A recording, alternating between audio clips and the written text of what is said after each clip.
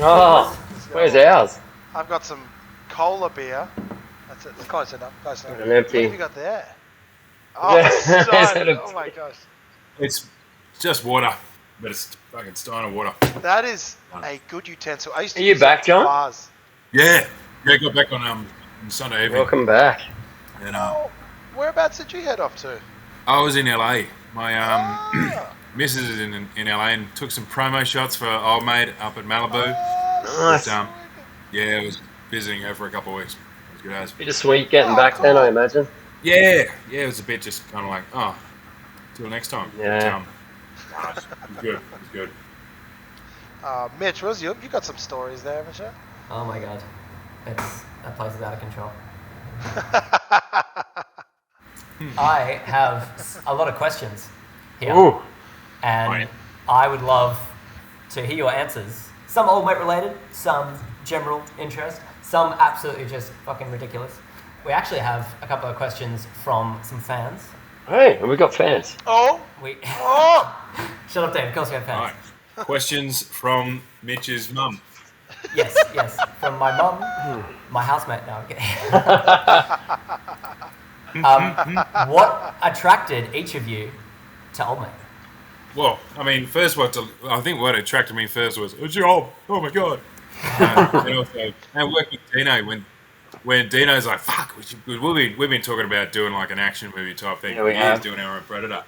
And now that's finally come along, I was like, oh, yes. Yeah, Dino and I had worked together before and had a grand old time and get along super well. We did, huh? And then meeting Mitch. I didn't even know anything about the project, but it's like just knowing Dino and then meeting Mitch and immediately being like, oh, this is a guy that I want to work with. And then then as you got further into the project, just the look of it, the feel, like what's the action, it's going to be, yeah. Nice. We were doing this short film, John, hey, where we were both military, like in the future in a post-apocalyptic world. Because we both loved Predator, we were both going the whole time. Because it felt like we were in Predator, right? We had that scene, so we were shooting. Yeah, we're shooting out in the bush. There's like four of us in all military gear with our ARs. And we're doing this one walking through, and no audio's been recorded. So Dean's like, "Oh, I got it." He just starts playing the Predator theme in his phone and puts it in his top pocket. And we walk along, just like.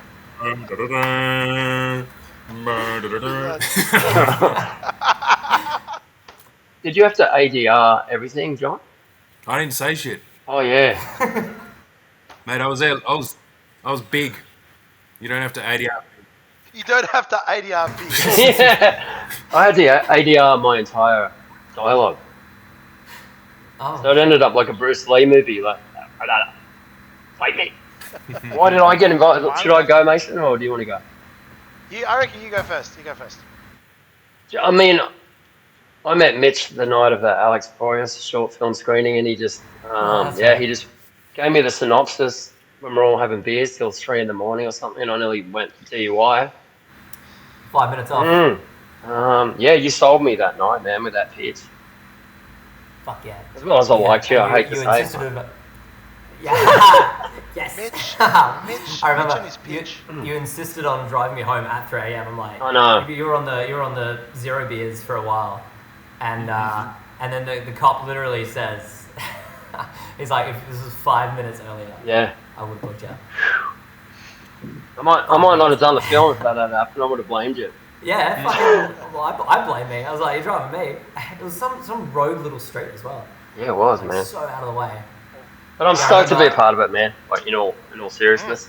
Requires all three of you. You are indispensable to it. Mason, why the fuck are you here? Oh, What are mate. you doing here? We'll go way back to when, like, you and I were doing a film that never happened about, being in space outside here and collaborating on another project, and then that just didn't happen. And then you and I kind of just started doing a few different projects here and there, just trying to find a reason to collaborate. And then, I don't know, you showed me the early stages script was like a long time ago.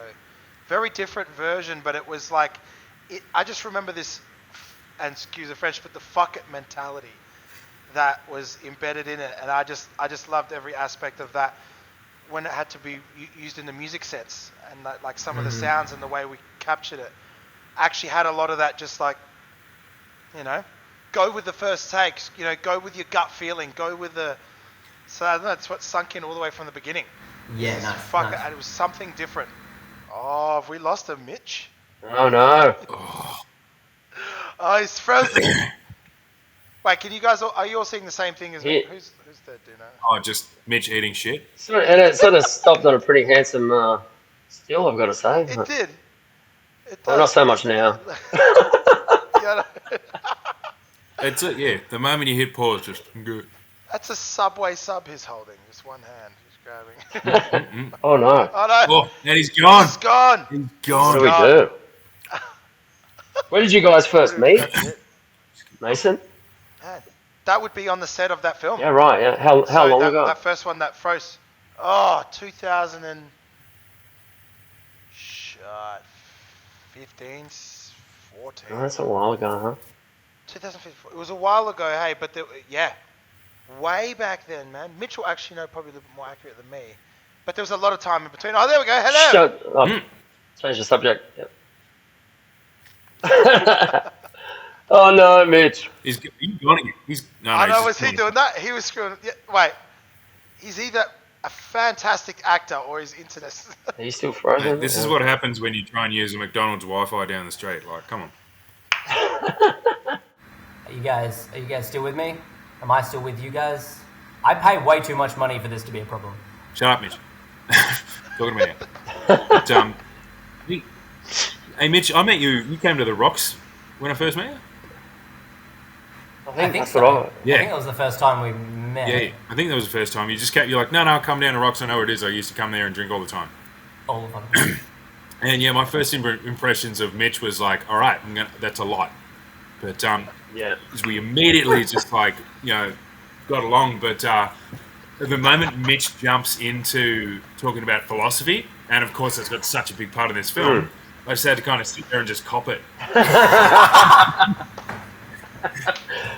Like it was, like it was fantastic. It's all incredibly interesting, and I love the way that it weaves into the script. But I was also just kind of like, I'm not going to remember fucking 4/5 of this shit. But no, I gave me so about good. eight books to buy and read. But yeah, And- no, it was and great. It was just you went out straight away and bought them all and read them all. Yeah. Well, it's like you, but it was. I loved your passion for the project. It's like Absolutely. yeah, and it just exploded through you. So while I was copping it, but I was very much interested. I was pretty instantly hooked with you as just a bloke, along with one of because half the time, they always say about like auditions and shit. It's like they want to know if they want to work with you, and I just immediately was like, oh yeah, there's a dude that I would like to work with. Yeah. Yeah, absolutely. You guys all have absolute mad vibes. Like it's got a vibe. Got a vibe. I think there's too many. I mean, we've all been on. I think we can all testify to the fact that we've all been on majority of the jobs that we have done with people who are just like. There's always people who just don't quite gel. They're just they're a little bit abrasive. They're just a little bit like get it done, and it's just like there's no need. Like there's really no need. Yeah. Just to have fun while you're doing it. Absolutely. But no, we were just recounting when we all met you, and we were talking about the film we did with Coram. When was that? What was the date on that? I think that was either very late 2016 or very this is early what- 2017. Yeah, okay, that's right. Yeah, so it was just a year later than I thought. Yeah. Wow. Yeah, right. Was it here or in It was a while ago. Perth or here? I imagine. Perth. Oh, was it? It was one of the first directing gigs of any scale that I had done, and I had been in Sydney for about 8 months, and the job was back in Perth. Fuck! Yeah. Figures, right? But they flew me over. Coram flew me over for it. That's not a bad first gig, man. Well, yeah, I mean, it never happened, but apart from that, A lot of them don't happen, do they? yeah, it was a good concept. Would have needed to be entirely ADR. Yes. I had because I wrote a script for it, and originally he was just going to direct it, and then he kind of just asked me to direct it as well. But the script was really focused on these blue flowers. someone stop me if I start cutting out again. Oh no, you're good. These hyacinth flowers, and he's crash landed on a planet, and he's using these things to top up this arm device that keeps him alive. And he gets to a point, he has this fight with this giant bloke, Johnny Domino. That's the right. actor who played him. But then the whole thing became too much about the fight scenes. Colin was really keen on the fight scenes, and not really about this flower. And the whole point was like, at a certain point, he realized that he wouldn't survive for that long anyway, so he stopped killing flowers. Like he just replanted one and then just wandered off. And that all of that was lost. All of that was gone because it was just People a fight story scene. things, just it big changed match. it. They kind of matter. Yeah. I mean, if it doesn't have the heart, then it. You don't care about the characters now. Yeah, it's like Fast and Furious 9 or 20 or whatever the fuck we're up to, where they're just like cars are just going off bloody rooftops. And I'm sorry, but I'll defend those movies. Too. all of them. I'll I know defend the they're early about family, ones. but they're fun. They're so much fun. Yeah, I'll defend the early ones because they were fucking sick, and there was the story. But like by the end ones, you're just like, what the fuck is going on? Like you just Don't telling matter me- if it's an inch or a mile. Winning's winning. I literally watched Hobbs and Shaw on the plane back from fucking America, and I love that it. one. But that one's different because there's a brotherly relationship there. It's different. My fellow Ball brothers, The Rock and Jason Statham. That's how I see it. That movie, I was sitting in the audience like, it's next like me. Representation matters. I want to Photoshop a movie cover of just both of them and then you.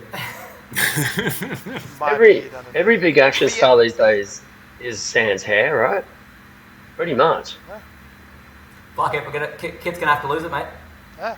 I'm pretty close to it now. Oh wow, That's sick. that's old mate number 2. Starts off with him shaving his head. And he's got a baby.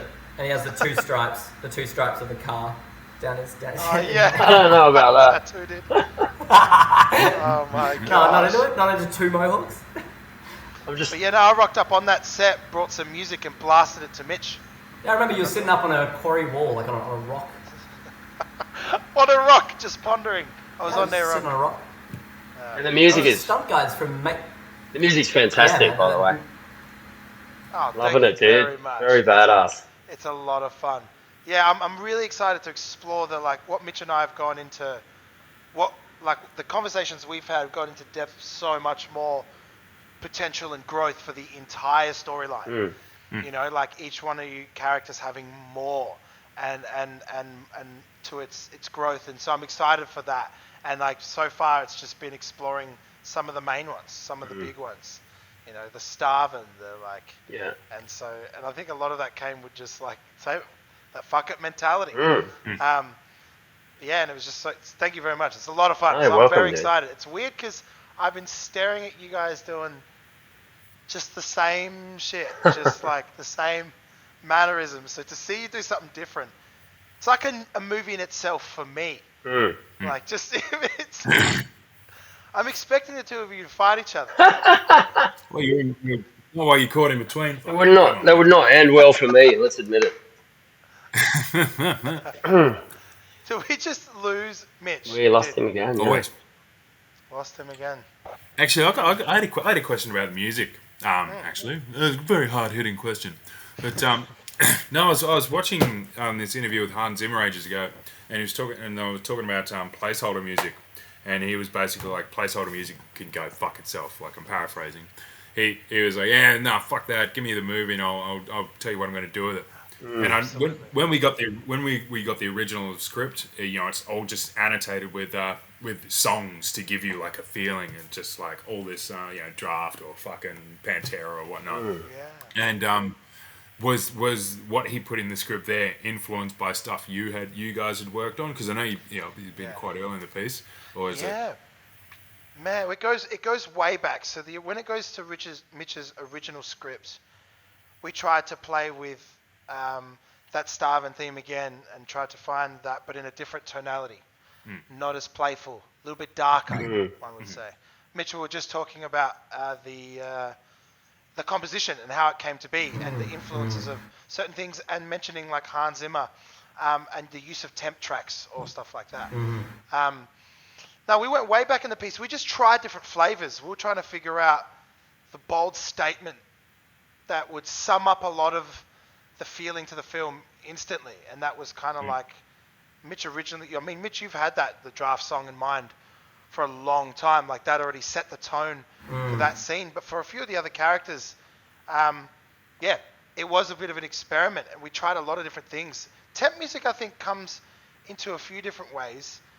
Sometimes useful, sometimes can really be a detriment to the whole process, which is why I guess in the process of this film, when it hasn't even been shot yet, and we've already got like folders and folders of music, me instinctively thinking, how does an editor take dailies and put them together if they're putting them together to something that's not going to be there? Like, you know what I mean? Something that's influencing the editing process. So I thought, what if a way you could do music at the beginning? A lot of films have been done like that. Brokeback Mountain was done entirely before it was shot, and a few other things like that. And they've made the process of the film, and also for the actors on set and stuff, to have a listen to it throughout the process. But I think the biggest part is post-production is only a portion of the entire production. And sometimes you just don't have enough time to flesh out or go deeper with ideas and sounds and the universe you're trying to create. So by coming in from the beginning, it's allowed like Mitch and I to talk about things from just the script and flesh them out and see what they sound like. And even though Mitch does have like temp ideas and that help guide it, it allowed us to, we're not at the crunch time that you are out in post-production.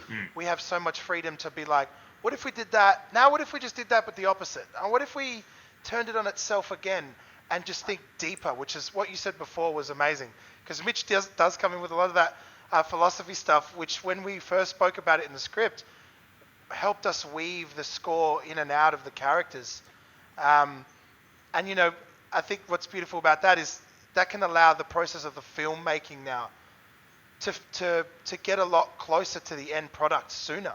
Which, you know, when Hans Zimmer says temp stuff, a lot of that's just to help the process speed up. But if you've already got music, like, so when Mitch gets all the sort of dailies that you guys do, you can start putting some of the tracks over and instantly being like, yes, this is working. And it kind of pulls that whole thing together. So that's what I really wanted to try with Old Mate, was another way of getting rid of temp love, which is you still talk about ideas, because temp is a good way of discussing everyone's feelings about what if we had a pumping track like this, or a dirty track like this, or a symphonic track like this. You always got to have a reference. But when it comes time to crunch time, it's like, what if we had something that was out of this world, weird, and we had the time to experiment? So that's what Mitch and I have been doing for literally the last.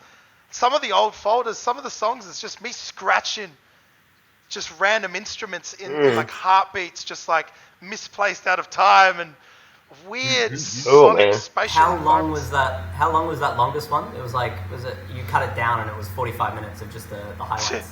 45 minutes of just like, yeah, it was like just weird textural sounds. It was just weird textural sounds. I had a guitar. Putting a amplifier, like putting the jack in and out. Yeah. putting the cable jack in your beard. Yeah. Was the one we ended up using that one. Yeah, because it was like randomly, like it was just all that, because when we spoke about the nature of like the electricity behind like the power of being run by electricity, or whoever runs the power electricity.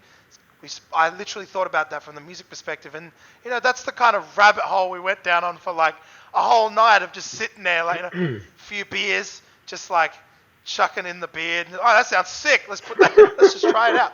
Fuck it, Yeah. And at that, honestly, a lot of that fuck it mentality allowed us to explore some weird stuff, like especially like in the preview at the moment, like as all that stuff that's happening.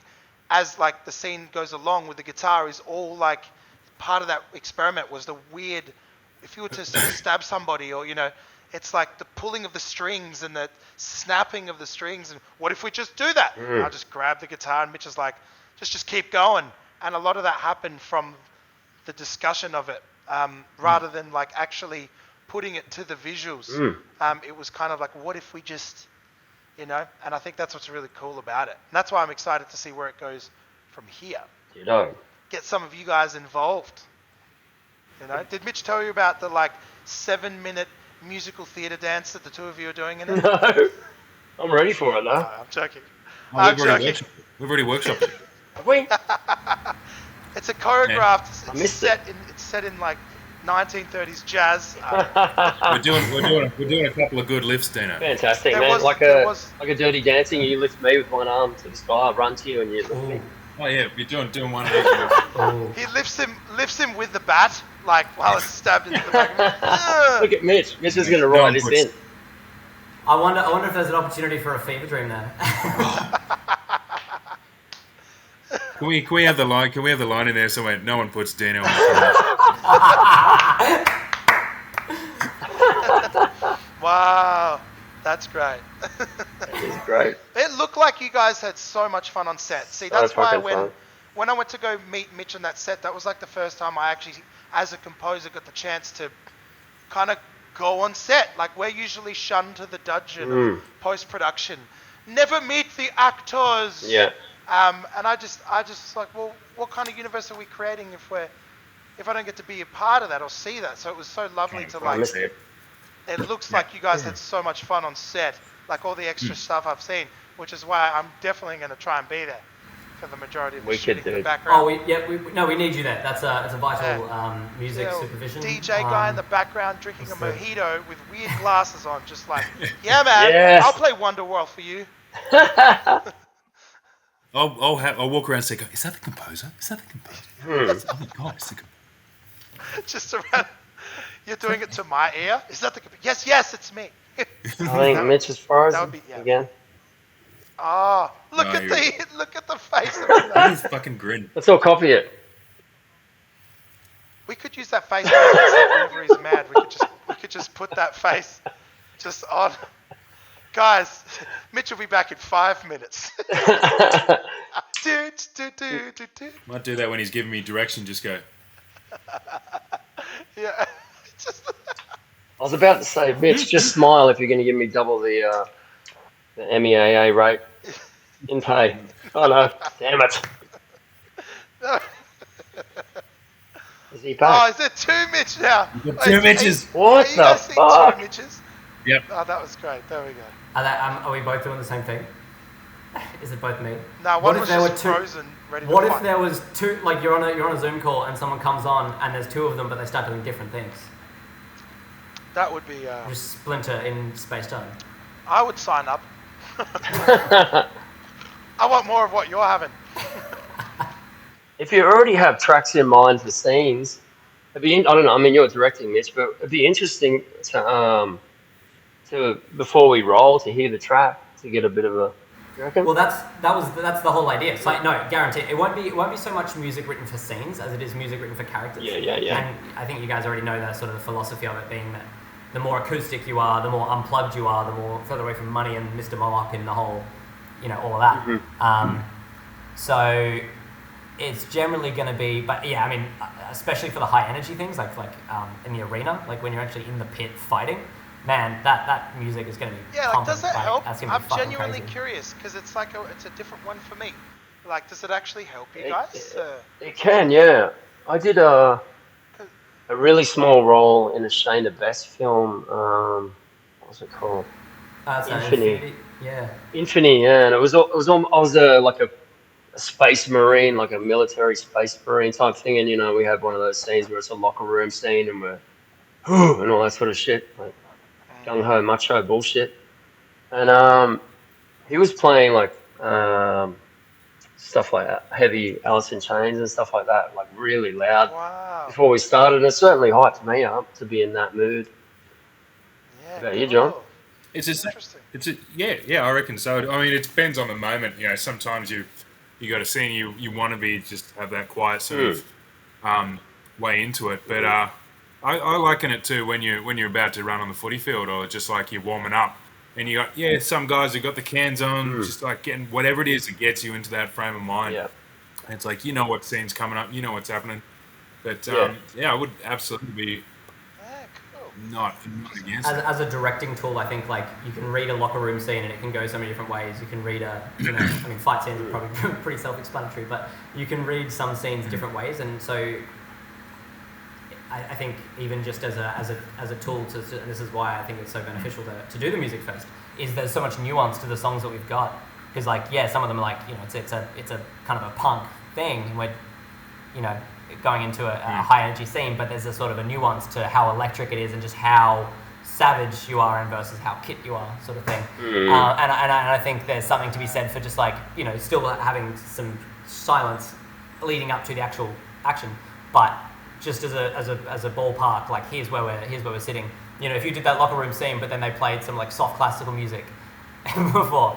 That's very cheeky. I used to play pool with my mate, and I would put on the Who Wants to Be a Millionaire like ticking music in the background while he's waiting for stuff. While you're trying to play pool, it is, and what happens is it'll land or change like. Oh yeah, that's for this score. If you ever want to have a serious fun, you gotta have a soundtrack to your pool game. I love it. That's another level. Like it'll amp you up for whatever kind of play you want. It's good. Oh, when we were down at Coogee Bay Hotel, me and my mate Gary would just, with the jukebox there, we'd play Toto and Kid Rock on repeat. Yes. Fucking great. I love playing Tetris music when someone's trying to pack the car. I've been playing some high energy like Delta music lately. Wow. Like apparently it says you can What, focus. Delta's good, you want John? to focus? Not That's what I thought as well. Delta wave. Helps me Not- focus. What is Delta music? Delta like. Oh, Delta like brainwaves. Brainwaves. Yeah. So Yeah. playing music that's at like a certain tempo, or that oscillates certain frequencies that kind of puts you in a state of like focus where your brain needs to be when you're like, I just need to do work, and you're just Yep. so down. The music. Some people have that music that they relate to, like when they're going out clubbing or they want to get amped up. Yeah. That's another example of it. It amps you up, fast tempos. You're like, oh, how can you possibly not groove? Yeah. There's, and so that I just needed to focus, and this music was, it worked. Test it out. Yeah. I'll have to send you guys some of it. No, please do, because I definitely need more focus in my life. But then the opposite is sleeping. The kind of stuff that people put on if they're sleeping.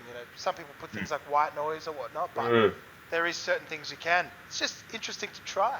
My understanding of Delta music is sort of like a magic eye, like if you go cross-eyed and two images become one. Yeah. I believe it's sort of like two different frequencies coming into your ears where your brain is like, I got to resolve this, and the way that it resolves it is by going into like a relaxed state. Yeah, It's right. very cool. It is very interesting. My old high school music teacher just put together like a weird conference/paper on it, which I'm sort of helping him to do a little concert Sick. for.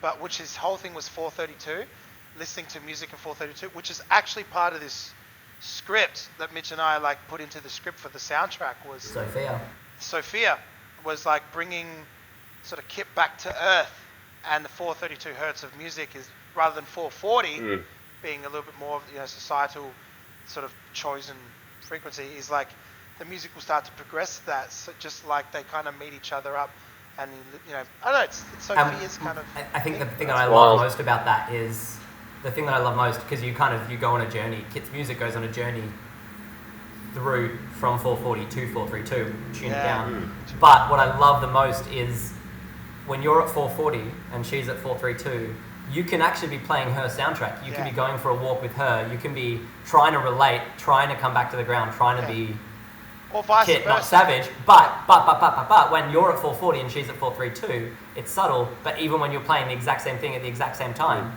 it won't be in tune. Oh, yeah. It won't work. It's like a weird way of being able to try, like it's almost a representation of their relationship. Yeah, like a clash Like going you on. can think about the other person, or you can. Yeah, that's you know, wild. Put yourself in the other person's shoes. That kind of stuff. That's what I mean. All the way from the beginning. So it's going to be really exciting to explore that as the characters progress. But yeah. As long as But when you just play face a fist over everyone, it just fucks everyone up. Just like That track. shit all that over track everyone with that is- song. That track is so hurty, hey. It actually, it's got so much tension that I lose weight when I listen to it. It goes against everything in my inner core but that's exactly the feeling we want to get. Yeah. That's the fuck it mentality. But I love the idea, because this is in the moment when you're doing something, the theme. I mean, it's theme music, so the theme of the movie is represented in the music. And I love the idea of when Nigel comes around when he's in the pit. He has a clear shot at Kit, and you drop the bat because you finally got it. And I love the idea that like heavy metal music is sort of just like country music that's just really distorted, or just like sort of folk. And so I just love this idea that you sort of got this like folky, like when you just unplug Nigel's soundtrack, it actually is, you know, the same shit, and it's like face a fist to the face, but like acoustic. That'd be such a good. What's the most Aussie? What's the most Aussie Ooh. instrument? Is that a ganja? Yes. It's a ganja, yeah. Wow, we got a 6-string. I played one for the Fake first our time in my way through. life the other month. How cool is it? I got this to do someone's 40th birthday. Yeah. They were like, "Can you do a banjo like set?" I was like, "I don't play banjo." I was like, "Figure it out." Yeah. I was like, "Okay." And I was like, "Okay," so I did. So I got what a way to cheat through it, but it helps. Sweet, dude. I can't play this, but that would be the perfect acoustic change. So wait. So the question now becomes, what does a ganjo with distortion sound like for heavy metal? Oh, that would be.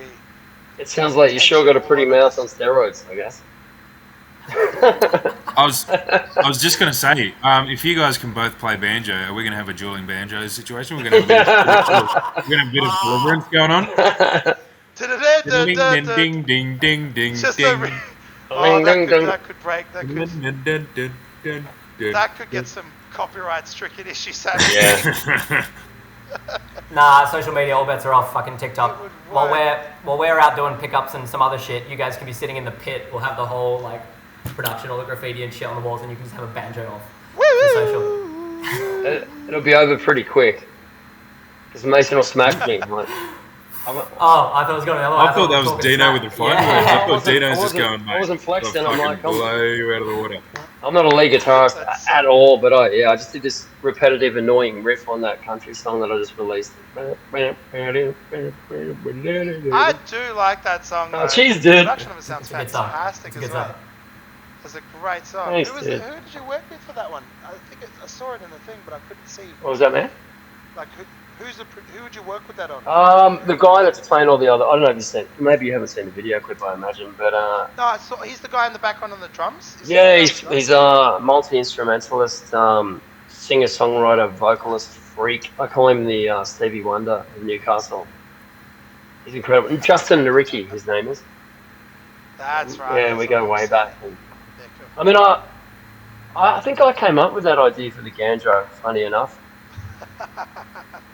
Really? I think I had like a guitar line that was doing a repetitive thing, and I think, I don't know if I suggested or somebody else suggested it. But yeah, it became Ganjo. It makes sense. I mean, it explains exactly what it needs to be. Yeah, It's more of a guitar than it is a banjo. for sure, yeah. 'Cause that is just not how. That's not how. It may sound like it, but it's the biggest slap to the face. Yeah, yeah, It's not how a banjo is even yeah. feels. It's not even how it feels. The top, isn't the top string on a banjo like shorter than the rest and stuff like that? Yeah, on the fifth fret, fret, sorry, and that's where the actual tuner is. So that your eye line's obscured by it's a whole different thing. It's wild. A whole different thing. Is it tuned to a chord? Sorry, seems- sorry to talk this shit, but Oh, you're a muso, yeah. I learned, Do you I play, learned about John? ganjos Do today. you play, John? He's got one. No. Which has a guitar, don't you? I do. It's currently in its case. I have a beautiful Sigma. John, I reckon John could get on something. Yeah. I'll be a drums guy. You're definitely drums, Yeah. yeah. Yeah. John's With guy. with like small cricket bats. Like, one drum that I play with my face, just fucking. Or a gong. Just down next to the kick drum, just No. Nigel plays a triangle. just like all this heavy music, and then Nigel stands up, just ding. gong. Yes. Just like a big, Oh, there we just a go. big drum. There we go. So we're all like playing, getting into it, and then John just sends his fist through that.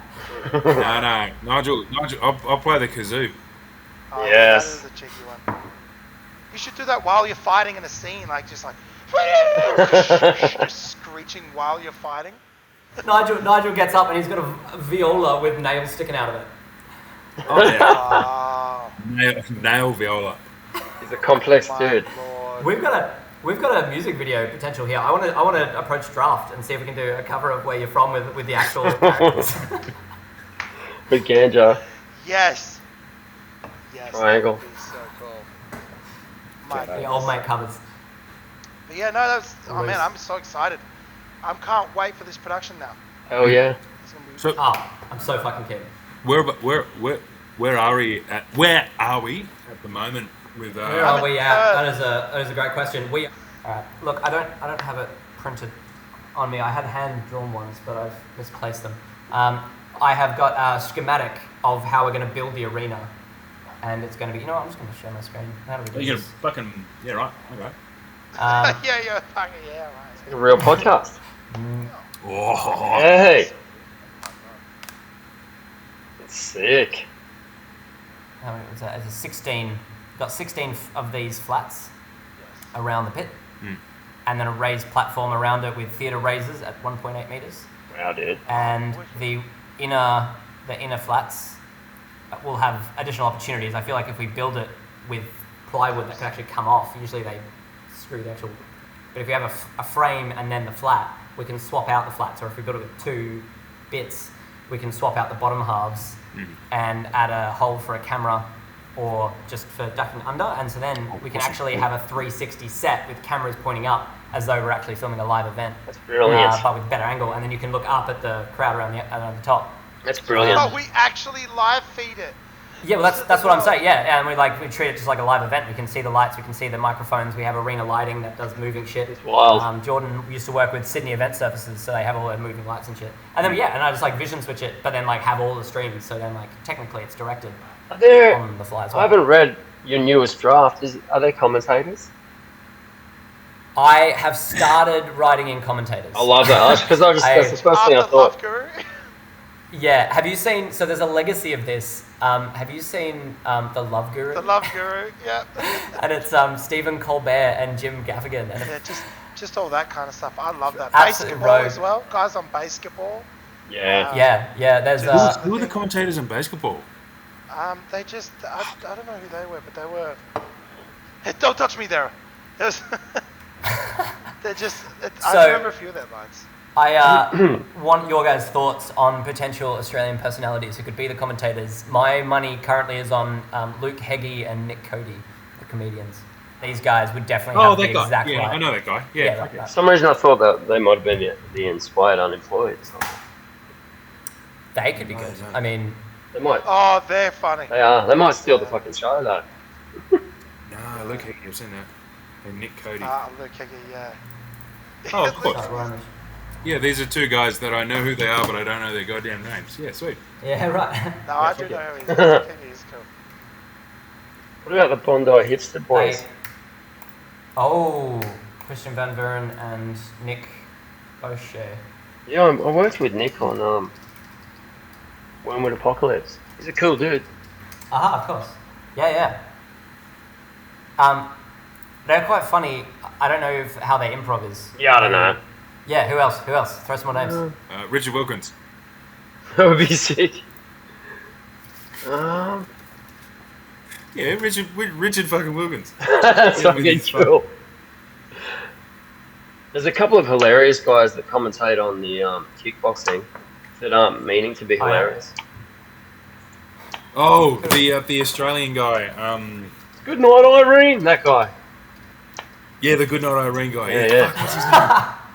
Goodnight Irene. Got more front kicks than he's got all these little cliched sayings, hasn't he? He got it with the big. You love saying the big kibosh as That's well. right. Yeah, he's great. Yeah, I'm looking at him now. It's good. Yeah, he's got a thick accent, like it's Aussie accent, but pretty thick. He's Aussie as. It'd be funny if Yeah. we just got him. I wrote a line down the other day. It came to mind as to like Kit in conversation with the employer, with Mr. Moloch. Mm-hmm. So we can find it. It just really cuts. Like I thought of it or heard something similar, and then I just went, oh, that's fucked. So Kit thinks he's top shit for like being the star of this thing, and Mr. Moloch just comes in and goes, you know, that's special. You just fit the criteria. Oh. That feels like Yeah. art imitating life. With me playing the role. Just kidding. That is not true. That is not true. Do not bring this out of the film context. I feel like Kit is actually you, Mitch, though, isn't he? Right? A very, very, like, personality-wise, roided up version. Yeah. But like very, very hand up, very far away. Yeah. He's like, your. Like if it's Fight Club, he's your Brad Pitt. The Tyler Durden. Yeah. In some ways, yeah. I would still say like lent into a slightly different vein for this character, but it started off that way. Yeah. Because I kind of had, so full disclosure, the original character's name was Jack Clancy years ago. It was a private detective story. Yes, it was. Not an action Wow. and not Aussie and not a comedy. I just didn't have a better name, so I just stuck with that. But then someone said that you can actually shorten Mitch to Kit. Oh, wow. Sort of like Richard to Dick, you know, kind of Richard to Rich to Rick to Dick. You can sort of go Mitchell to Mitch to Mitt to Kit. So then I was just like, okay, and my surnames is Savage and Charmin. So then I was like, Kit Savage has got a sort of a dark side ring to it. So is Savage really one of your surnames? It's my mum's maiden name. Oh, wow. So it's not like legally my surname. But yeah, Mitch Savage Charmin. That's why the company's Savage Charmin. I thought you just had that middle name because you're a badass or something. I wouldn't give that to myself. Can we have a character in the movie called Jeremy Fuckwit? Just to go on Jeremy Fuckwit. Oh, Wow. my goodness. That's I'm learning a lot. Wow, what a So yeah, Kit Savage is very much like the other side, but then that mixed with the character, which has elements of me naturally because I wrote it, but not really. And then I didn't write an early version that you guys have read. The first version that you read, I'd already changed all that. So that was after already meeting you, Dean, and already thinking about you, John. So I actually wrote it with both of you sort of in mind. Oh, that's wild, so your man. voices are very strongly in That's cool. So it's not really, it's not completely my alter ego. Yeah. It's definitely bringing your voices into it quite a cool, lot. man. Like when I'm trying to work out what Nigel will say, I'll do what you do, John, when you're thinking and you sort of, and you do one of them, and you sort of have a think, and then as soon as I do that, yeah, what's that one? And then and as soon as I do that, I'm like, right, and then So I know exactly what to You write. mumble a bunch and then just swear and then just end up going like, fucking maybe. Like, No, because you mumble because you're already thinking of something else, and so you kind of got that thing in mind, but you want to think about the right way to I say mumble, it. so you think I'm saying something proper, but I'm just talking shit under my breath. You're like, that's so insightful. But you do actually have usually something insightful to say. That's the only downfall to that plan is that generally you'll be like, E equals MC squared. I get in so trouble with the obviously missus for then, mumbling too much. It's the Aussie It is way. the Aussie way. It's yours. But you come out with something hilarious usually as well. No. If we're talking about fucking Transformers movie soundtracks, we cannot leave out the fucking 1986 Transformers movies. I was running to it the other day. Really? Please do yourself a favor and check out the fucking 1986 animated Transformers movie. It's all just like hair metal shit. Oh, really? Cool. And just like it's just pumpy rock. Is with this- just fucking Michael Masiniak, I think it is. Transformers 1986, the movie. yeah. So there's original music to it, which is all fucking cool. It's all like synthy and whatnot. But then the all the songs, the Stan Bush songs on there are fucking rad. Yeah, till all are one or dare. Stand Dare. with us. What's Dare's? Dare's like, dare to believe you can survive. That's It's all cool. this type of, Oh wow! nothing's gonna Oh stand in my our way. gosh! Not tonight. It's fucking so good. It's honestly, you gotta listen to it in your spare time. That sounds awesome. They're You know, it so- reminds me of "Jump" by Van Halen. Oh yes. So good. Oh. I did that. Yeah. I did that a few weeks ago at a gig, and I was doing the synth line. So good. I've always loved that song, so it was so good to finally do it. Yeah. And that had the same vibe. Oh, like just the whole they're all That's so good. it's so good. Positive growth. We're gonna fix it. We're the hero. There's so much strength in it. So good. I was trying to explain the majesty to my girlfriend the other day of like one of their songs. I think it's which one is but I was playing her the song, and I was like, just imagine in this moment, like fucking Optimus Prime is doing a cartwheel through space, shooting fucking Decepticons, and she's just looking at me like, okay, Okay. I don't care. Pull up the YouTube video of it being like, fucking watch. How good it. Still no? When my ex was pregnant with my daughter, I suggested if she was a boy, she became Grace, but I suggested if she was a boy that we name her Rocky. And she was like, no fucking way is it gonna be Rocky? But she hadn't seen it and I showed her. Loved it. She's like, it can be Rocky. No way. Yeah. Wow. It's a love story, isn't it? Yeah. And he's a bloody lovable, gorgeous human being, isn't he? Rocky. I hope. What if Grace dates a Rocky? I know that'd be weird. It'd be cool. Be I very- reckon I'll get along with the dad, at least. Yo. Are you just playing them in your headphones? Or Yeah, I'm just. These are. Oh, you are? fucking jam. I'm never not having noise happening. Yeah, they're just silently. I'm just like mixing it in. But I think what is it? The touch is like this generation. No, it's a different one. You got the touch. Never. You've You never got the- run. Just wait till you get to the chorus. Oh yeah. You're at the best when the going gets rough. You got the touch.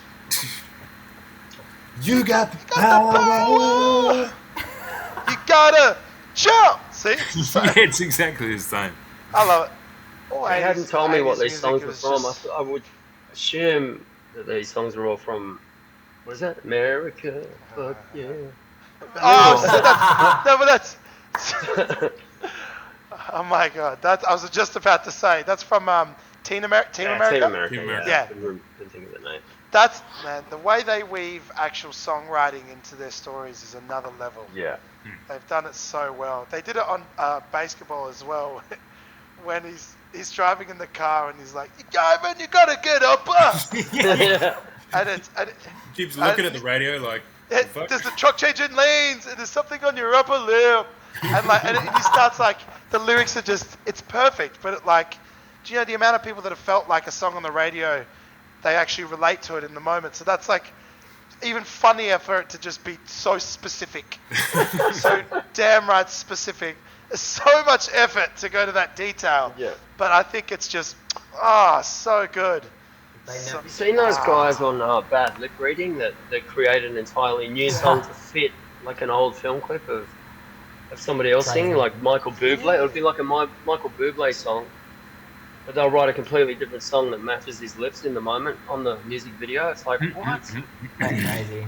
That's a lot of effort. Hey? I've seen some of their things that they do, Yeah. and that's a lot of effort. Isn't it? I mean, you You're like- know, right, as a sound guy, like, a musician and a Like sound not guy. only do you have to make the pronunciation work. You have to make the speed of it, the need for it to be said that fast work. It makes sense. It has Yeah. to make sense to some degree. Like, you and got then to some- actually record it. Yeah, I mean, that's like doing ADR yeah, it's But- crazy.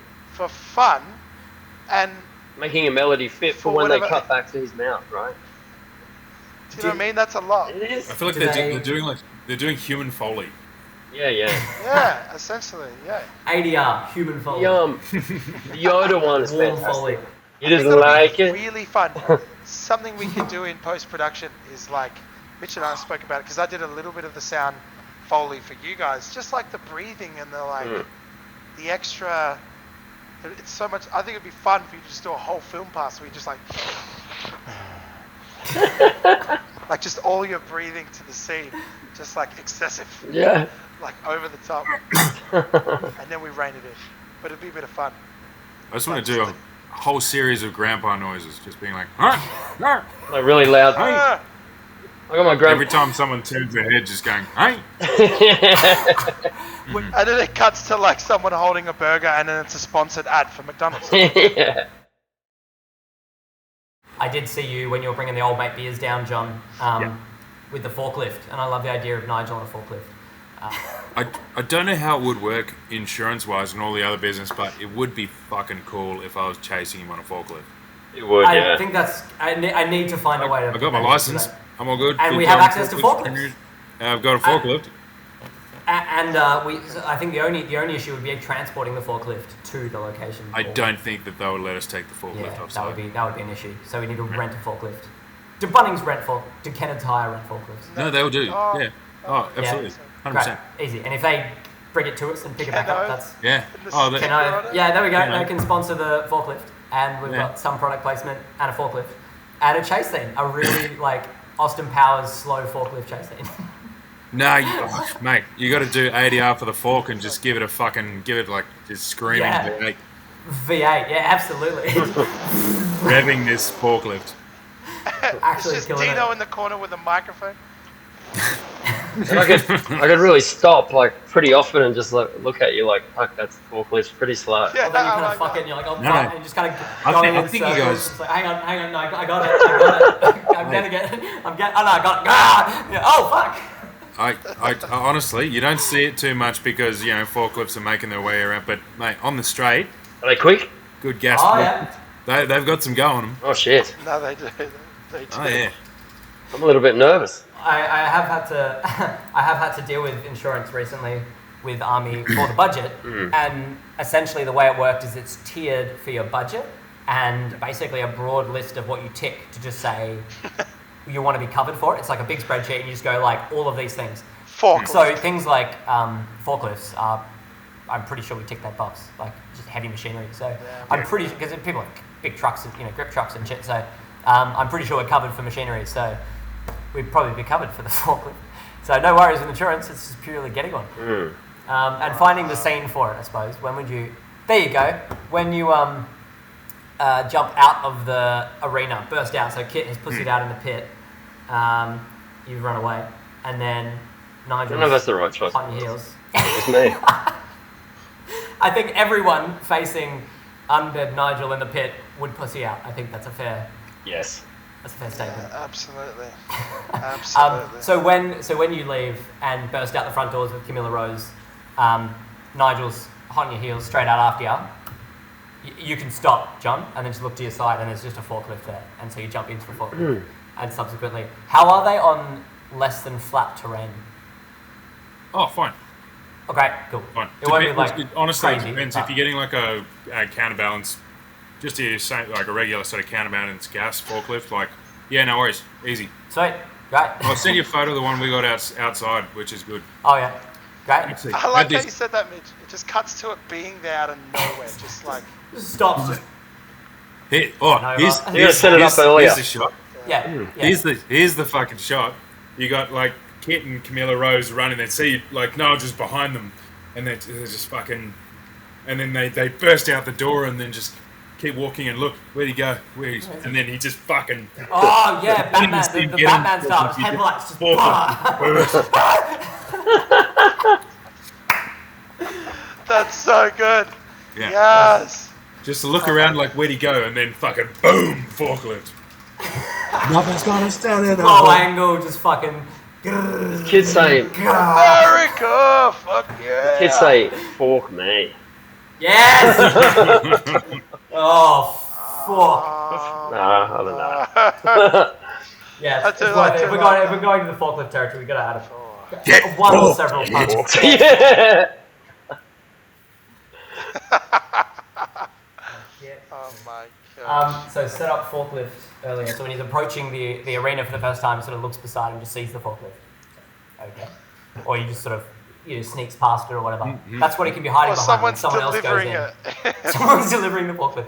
It's on the back of it. He's like here dropping this off at. People get valet. There's a valet guy there. He's dropping this off. You jump out of the forklift, just throw your keys to a guy's down there. Suddenly, sir.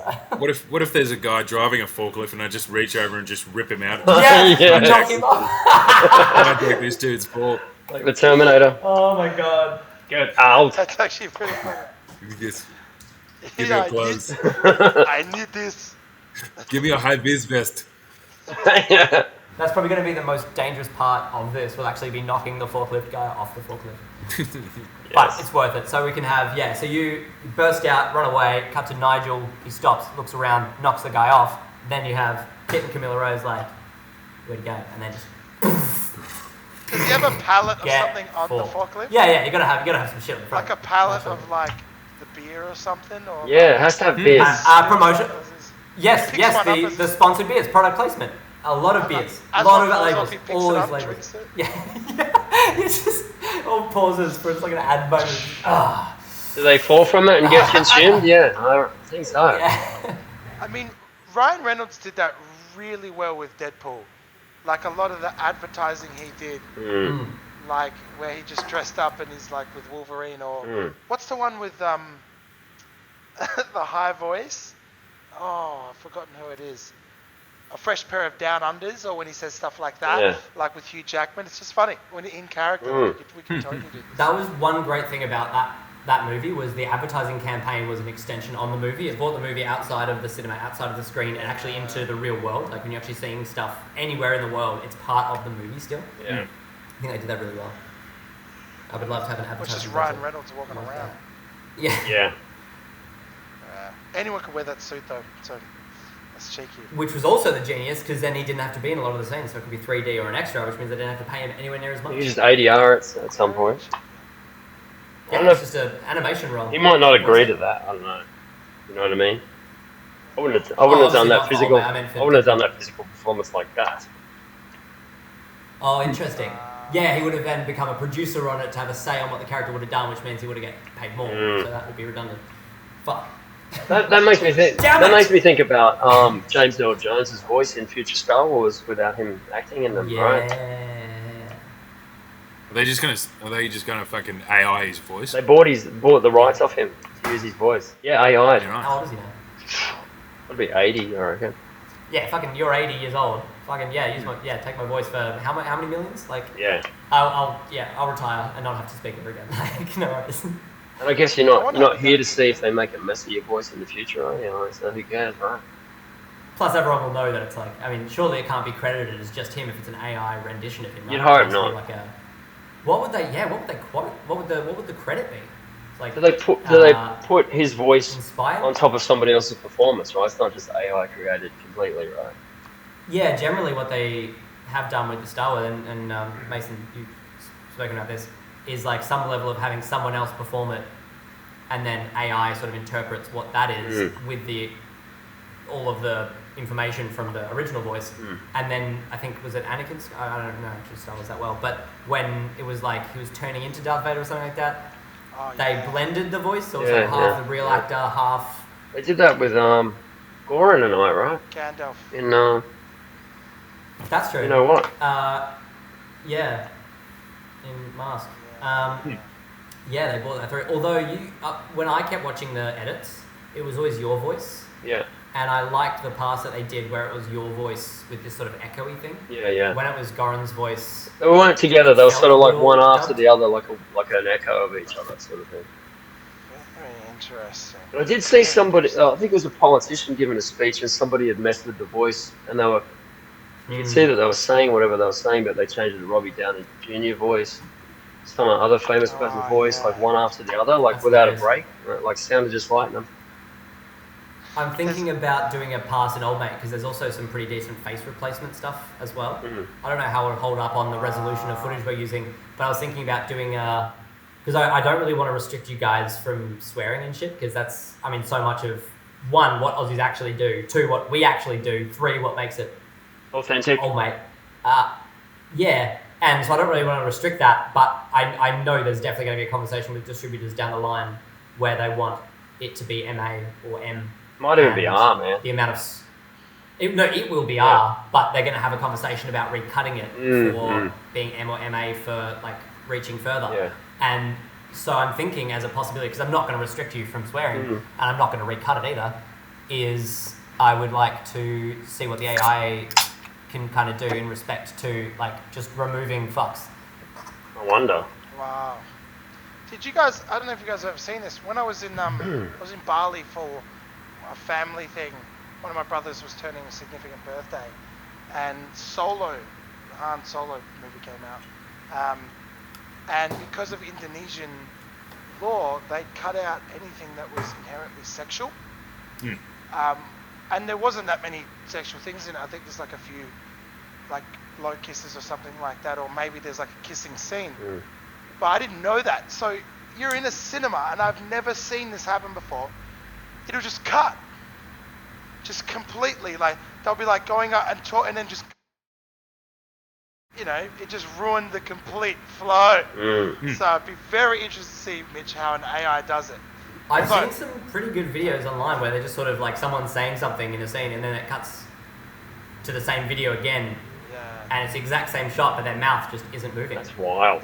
So I'm thinking, like, if you could just, because some of them, like, it's so in the flow where you're just fucking this, you can sort of just, just in this. There's conversations that I've had about like representation in movies and film, and like Marvel films will have like a gay character and there'll be a gay scene, but you watch them closely and you see that it is representation when it's clearly can be cut out for international markets. Is that just performative? Definitely. Then it's like Definitely. if that representation of that character is not something that is sort of integral to the plot, or is actually has a journey across the film that you need to have, then is it just like just having someone to get the cred with the Gen Z? Which is the Moloch thing of distributors, because the filmmakers, I mean, if they care, then they write it integral to the story. They make a movie about that. But it's the Molochian, it's this force of distributors going, we need to make a movie, we need to make a profit, we need to reach every state, and territory. We need to, and so it ends up being this cookie cut manufactured process of, exactly that. Just going like, you can include it to attract these audiences, and then exclude it to attract these audiences. Well, that's something. It's got a fucking commodity. I was thinking of reading the script, the new version of the script.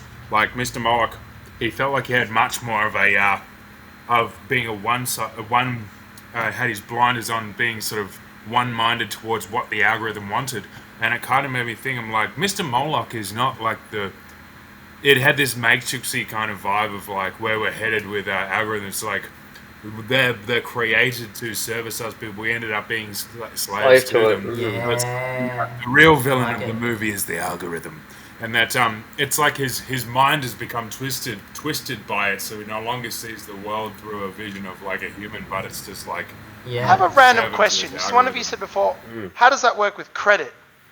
Well, how does it? Yeah. If people start using AI, is AI not drawing from anything? It's drawing from everything. Yeah. So if it's drawing from everything, isn't that, when you say, I want you to write my resume in the style of Shakespearean, and then a computer algorithm is just like, how to Shakespearean, insert the Shakespearean. In academic writing, they've made mention, like universities, Harvard I think being one of them, don't quote me on Harvard specifically, but certainly universities, when writing something, they haven't explicitly banned it. Some have banned it altogether. Some haven't banned it, knowing that it's going to be very hard to detect anyway, but said if you use it, credit it. And so you just have to say, written by such and such with assistance by ChatGPT. Wow.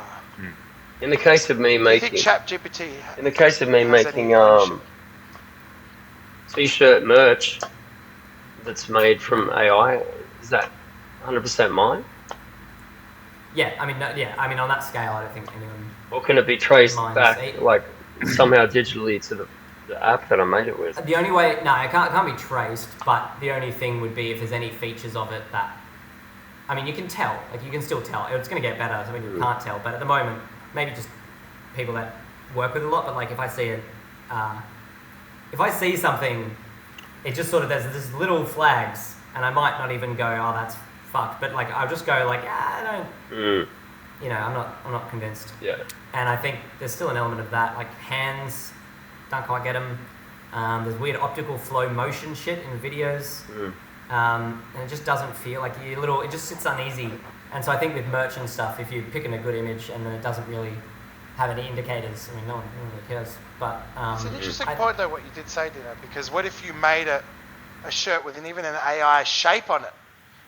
Like, is that, you know what I mean? You own copyright of it, yeah. Because obviously, like, say for instance, you get like this is going to sound really silly, but you're going to get a sewing machine as a tool that helps you make something. And in a sense, when does the sewing machine or the chat have actual ownership? Like the tool that we use to make something. When is that so beyond us? That's a great point. That is a great point. When is the AI just actually doing the work? On the So for graphic design, right? Before the internet, you wouldn't be able to look at other people's designs. So the internet is a tool where you personally go and look at other images and go, I want to do something like that. And then you go and you make something and you keep making it until it looks something like that. AI is doing that step for you with fuck tons of images. Yeah. And so it's really not, I mean, in my mind, it's, people are saying it's stealing other people's shit, but it's, you'd be doing that step anyway. It's just doing it for you. So it's like a only calculator.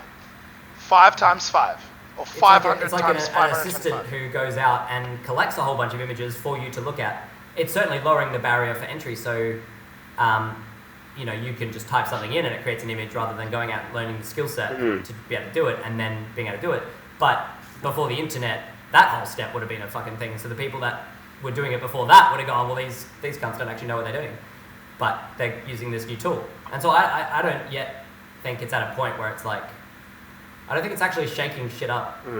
It's still humans programming something that is doing a task that, you know, we would have to do. It's lowering the barrier for entry. I mean, more people can do it, but we're already on a trajectory of that. It's just still in the... One could say that it's actually making people learn less. Yeah. Like for instance, if you just said that it helps you to do things like a calculator, means you don't have to guess the number. You're just figuring out the equations. So you don't have to learn math to that That's degree true. of speed. And- just like a person to find. And a graphic designer before computers would have had to learn how to not make a mistake, because if you fuck up, you have to start again. But now with computers, you just control Z, control Z, control. I think again, it's like, it's still, for me, it's we're already on that trajectory. Like we They when said we that. go from 0 to 100, Yeah. we just kind of we They went from said 80 that to with they said that with music back in the day. I saw an argument. I remember when I was studying. They said that when the first recordings of music were ever happening, there were protests, because it's pretty interesting to think about this now. But there were protests at the time, people being like, music shouldn't be recorded because it's the real moment. And the whole discussion was that the recording was only ever like a slither of the moment, or like in this case, like you would have to learn how to sing in order instead of just. Anyways, long story short, it's just interesting when you think about that from the perspective of recording. A live musician has the ability to play it live, but there is also a bit of a discussion today when it comes to recording. You could just redo, just like with cameras on set. You guys can just do the shot again. You could do the shot again. I can do my retake in the studio again. I could redo it. When you have the ability of, you know, you don't have to have the skill to nail it the first time. I guess that's what it's trying to say. So with music, it's interesting because it's like there's a lot of musicians out there with, you can use auto-tune, and I heard auto-tune being used by Bon Iver the other day in concert. And auto-tune can either be used as an aid in recording or as an actual tool. Yeah. And that's, I think, the difference. Is if you use it as a tool, his musician, like the way he used it in his performance live, was something I've never heard before in my life. Performing with like this auto-tune / piano vocoder that is used. And that was an example of using the tool. Versus how other people would use auto-tune, which is purely for the aid of it. You know, and I think that can creep into, that's probably going to be the downside of lots of AI stuff, is people will use it in a tool situation where they need to. And for a lot of writers and creatives, it'll be really cool. But people will rely on it. Just like we rely on our phones. I had a thing with my missus the other day. How many numbers do you know? How many of people's numbers do you know? Remember when you had to remember numbers on like a phone dial? We don't have to use our brain to remember any of that. And if your phone died, and I've been in a few situations where you're like, oh man, I can't even use another person's phone. Yeah. I'm that cooked. I don't even know how to call. I was just like, oh my gosh, what a situation when we rely on the technology so I've much. seen a lot of apps now that are like a songwriting tool where their big push to sell it is that you don't need to know how to play an instrument. Yeah, I've seen all that, and I hate that so much. I guess it's good for some people, but it's, like I said, aid or tool. I'm with you there, man. If you use it as a tool to if you use it as a tool to learn music, then everyone can learn how to write music all the better. If you use it as an aid to skip a step I know, right? to get to the... That's what it feels like. That's what it is, mostly. I've been That's what it so is. frustrated by seeing the shit that has been automatically generated and knowing how much time it takes me to do it by myself. And I guess what I'm trying to arrive at the conclusion and not be pissed off by it, which is the main reason I've come to this conclusion, is that I was already, like that sort of graphic design thing, I was already to an extent part of the lineage leading up to this point, which was like relying on YouTube to learn shit, among other things. And I guess, where I've arrived is like the train's gonna keep going. It's gonna get more intense, and I think there's gonna be a return to meaning.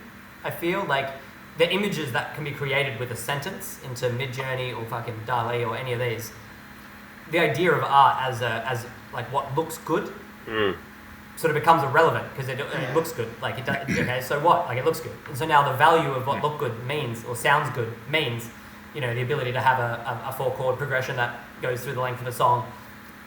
That itself is not the actual point. The point is the human connection. That's the meaning. So it's just, it actually raises the bar, doesn't lower the bar. It raises the bar for, okay, it looks good, and what does it mean? Because you see some of this shit and you go like, looks fantastic. Even now, people are doing amazing stuff because you can Control Z, Control Z, Control Z until you get it right. Fucking awesome shit made on Procreate or whatever the fuck people are using now on iPads. And you look at it and you go like, yeah, it looks fucking flawless, but I don't care. Like, Yeah. That's neat. Art's meant to be That's like what was interesting. Yeah, go on. No, so you go. Yeah, I mean, art is meant to be a reflection of humanity, isn't it? Like, yeah, really. I do feel like there's going to be a return. So we've been in postmodernism, which is like, shit that just like, just squares on a thing. What does it mean? Nothing. Like, it's the point. Yeah. I think we're going to get postmodernism. We're going to be beyond the modernism. I don't know what you sort of stitch ourselves over by calling it postmodernism because you can't get any further ahead than modern and you can't go post it. So I don't know what we're going to call it. But when we do, I think it's going to be a return to meaning. Neo-postmodernism? I'd like Neo-post... Yeah, Leo Pomo. I like that. Neo-pomo. Neo-Pomo. Neo-pomo. Alright. I have FOMO for the Neo-Pomo. Oh my lord, that's a mouthful right there. That's a Subway foot long. That's right a t-shirt. Where is everybody specifically based? So I'm obviously Perth. I'm Perth, Lake Australia. Macquarie, near Newcastle, maybe half an hour south of Newcastle. I'm Waterloo in Sydney. And I am Coogee Beach. Wow. John, for the conversation, can you just say you're still in LA? I am in mid-city LA. I'm currently sitting in a Corvette. That's exactly where I am.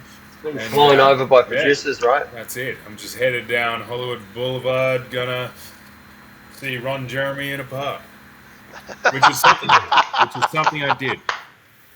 Did you? This was a few years ago, but the Rainbow, which is on Sunset, it's like a famous 80s rock bar. Like fucking all the big bands have played there: Twisted Sister, Motley Crue, fucking Yeah, Poison, great all these bar. like real hair. And they got a big statue of Lemmy there.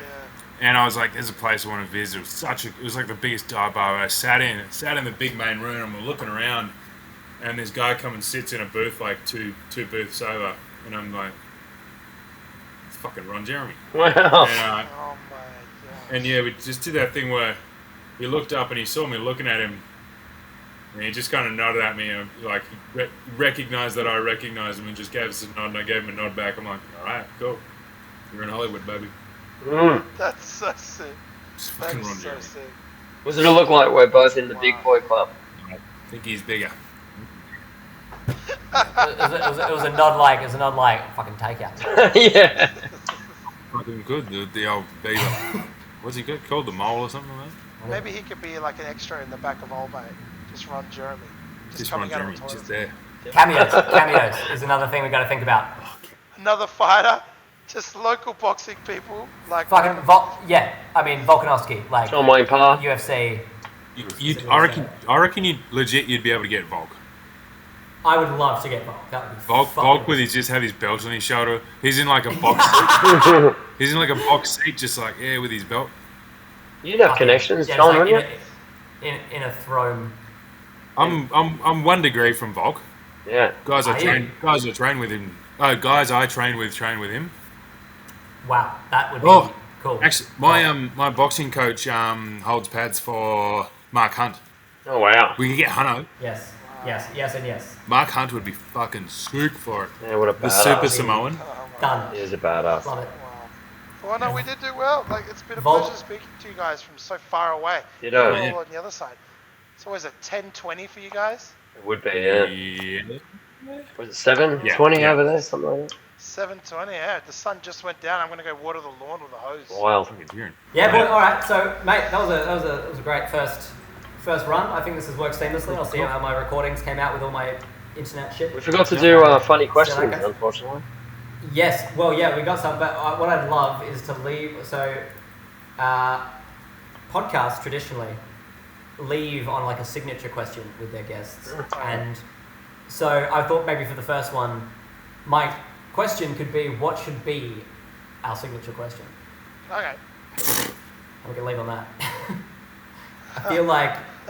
Oh yeah. go on. Cue the silence. Fuck. Mm. I feel like because it's a movie that we're making. Who I is feel your? like- Who is what? I said, who is your oldest mate?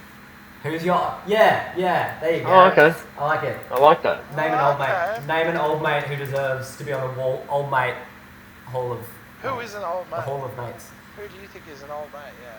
Yeah, actually, no, yeah. I like that one actually. Like, who's old mate? Who's old mate? I mean, amongst my friends and I, old mate is anybody that we don't know. Yeah, old mate. Bloody yeah. Just over on the old mate. If you don't know the name, just him. Yeah. Who is old mate? It's just basically just sharing stories about people. See what old mate just did? Don't know. Yeah. Like who is one old mate that you met this week? All right, an old mate and a normal. I got an old mate. This is an interesting one. A guy. I was taking a break on like when I play on Saturdays, and we finished at about midnight. So at around 12:15, going to the car, just have a few relaxing, because very loud in the rooms. It's just like decompressing. On the way to the car, a guy walked past me, and obviously recognized I was bald, and looked at me and goes, you know, what a shit haircut. And I was like, but I was so exhausted by the gig, I just decided to block the guy out. And little did I know I ruined the punchline, because then he goes, no, and I eventually turned around and he pulled his hat off and he was also bald. And it was just this like joke that like when he said it, like at first I didn't care too much. I honestly wouldn't be fazed by it. But at first I thought he was just being like a dickhead. And then he's like, he had to be, no, oh, mate, no, I'm serious, turn around. And You and I. he's like, it was just you and me. And he came over and gave me, he was like a bit tipsy, but like, it was so funny afterwards. Like came over and gave me a hug. Like as like a bit of like a recognition that we'd both gone through the pain of losing our hair. But like, because the punchline was supposed to be quick, he was just going to be like, terrible hairline, and just pulled the hat off. But I turned away so quick that it let the sort of dead air sit in, and it just sounded like a straight out insult. But I consider that an old mate. Like he was just, and afterwards it was a joke. It was a good little joke. Like it was like and then we both like laughed about it afterwards. Here's a question, because that's such a good moment. Like, here's a question: what's your old mate moment? What's this week's? What was your old mate moment this week? I let someone in, waiting for Wait, cars. what? Just so much traffic, and everyone's tensed up. And I was like, you know what, you guys, just, If more people in Perth would do that, the traffic in Perth would be less shit. there would be no traffic if everyone just zip it like properly when they're supposed to. Let people in. Fuck it's 'em. Fuck them. Now, what's your old mate moment? What do you guys got? I was doing a gig on, I don't know if it was Friday or Saturday night. It was a pretty rough, old-looking 70s pub. And they were all dancing and singing their asses off, like the entire place. And there was a guy right across, the old 1970s bars. There's a bar in the middle of the room. He was right over the other side from me. He was just vibing so hard on me all night. I played Kiss. I was made for loving you. Oh, you know the bit where there's like you know this Mason, where like that feeling I was made for loving you happens like before the breakdown, like and he did it on the bar like perfectly, and I was like, what the fuck? Yes. Like he was an incredible drummer, but he looked like the roughest dude you'd ever seen. That's not arty in any way at all. I don't know.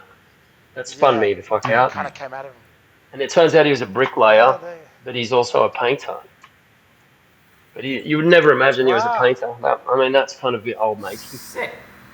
That highly qualifies. I like it. Yeah, missing. I forgot to say, missing 3 teeth in the front. Same age as me, but looked about 70, Adds heaps. 73, 72. Fuck.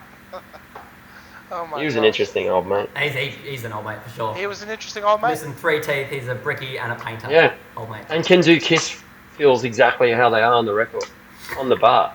Love it. Love it. What about you, John? What about in LA, where you currently are? Yeah. in this city that I am currently calling home of LA, I'm just trying to think what good old mate moments did I.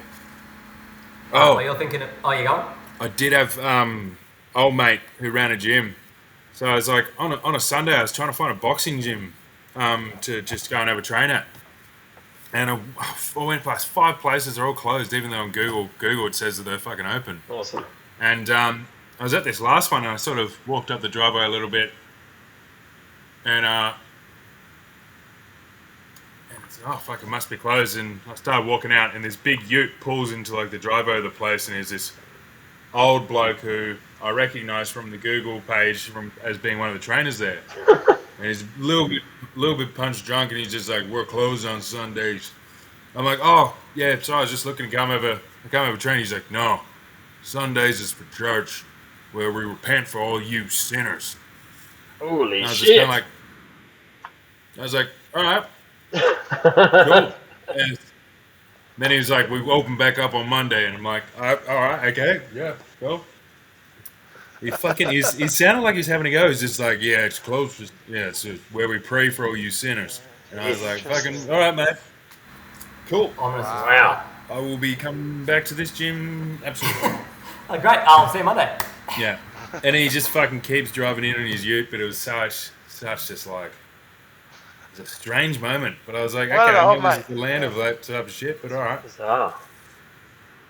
I actually have a few old mates. If I think of it from the perspective of like, and I'm sure you might have this as well, Dino. Like, when I do residency work or some of the gigs I do where I'm there every week, we also do have some rather strange regulars that, without a doubt, will either always be there or show up with their quirks. And I've had a few. There's a couple of guys. There's one guy who always brings like different girls out. Strangely enough, I think they might be potential sex workers. I don't know. I knew you were going to say But that. it's the same guy every week.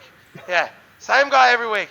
And there's another guy as well. This is a bit strange, but what an old mate. There's this old guy that comes and watches our gigs, and he films us.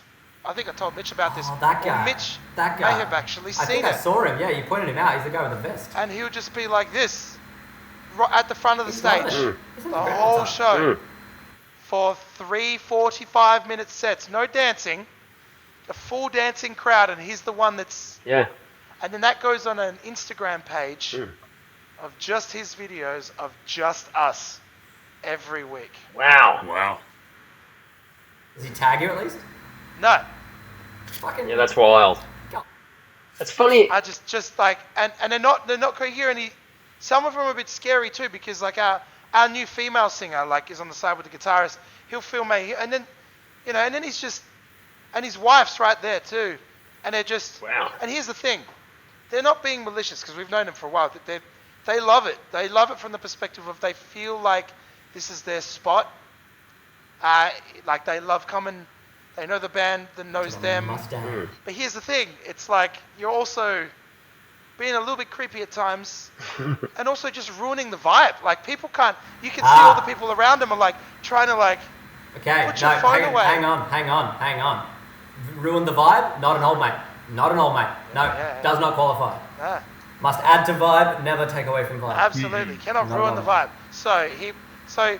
But it was just, but to him, he's loving it. He thinks we're rock stars and he films it and he's there just hammered every week. Him and his wife, just like, and he's like, he puts it away and then stands for a bit and then pulls it back out and films it and then uploads. It's weird, but then we Right. get good footage and content because we're filmed the entire time and then he sends it to us in a Dropbox link. Mate, speaking from experience, people who decide to film things for a living tend to be a little bit odd.